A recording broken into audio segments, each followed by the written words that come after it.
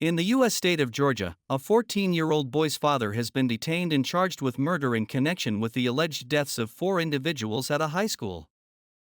Colin Gray, 54, is accused of 8 counts of child abuse, 2 counts of second-degree murder, and 4 counts of involuntary manslaughter.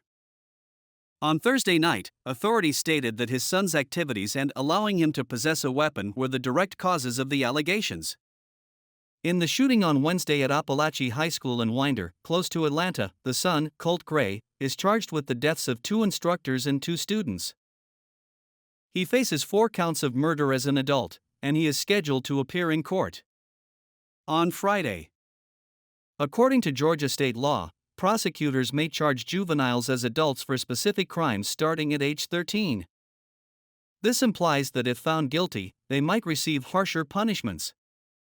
Authorities are looking into if Colin Gray purchased the R-style enforcement sources told CBS News, the U.S. partner of the BBC.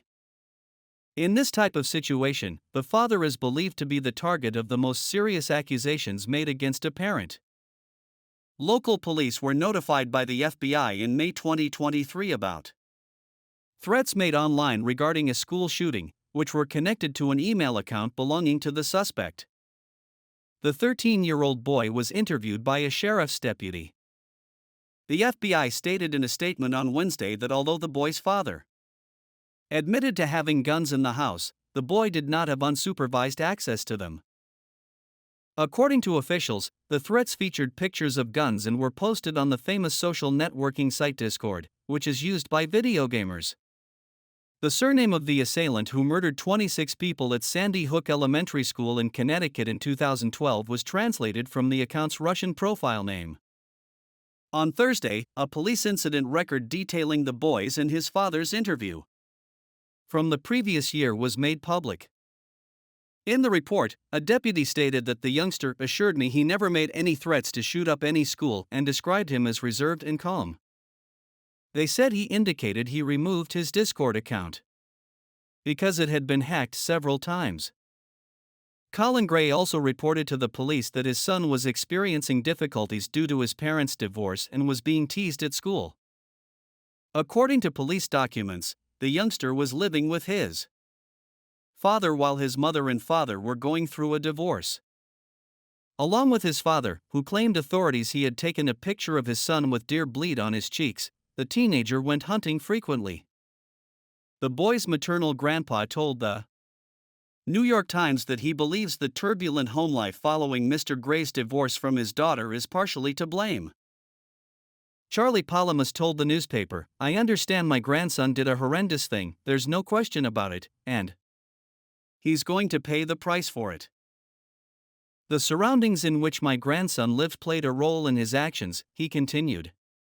Barrow County Sheriff Judd Smith stated during the press conference on Thursday that all 9 of the injured people were anticipated to fully recover. He mentioned that some sufferers had already left the hospital. The attack claimed the lives of 14-year-old students Mason Schermerhorn and Christian Angulo, as well as instructors Richard Aspinwall, 39, and Christina Irami, 53. According to witnesses, on Wednesday morning, the suspect left an algebra instruction but later came back and attempted to re-enter the classroom. Upon noticing the weapon, a few kids who were attempting to open the locked door appeared to back off. Then, according to witnesses, there was a flurry of 10 to 15 gunshots. The child was confronted by 2 school police officers in a matter of seconds, and he gave up right away. The parents of a suspect in a school shooting are not the first to face accusations. A Michigan teen's parents who purchased a pistol for their son just days prior to the shooting incident and used it to kill 4 students were convicted in April for their involvement in the crime. After being found guilty of manslaughter, James and Jennifer Crumbly received sentences ranging from 10 to 15 years in jail. According to numerous reports, this was the first instance in which the parents of a kid who had committed a mass shooting were prosecuted.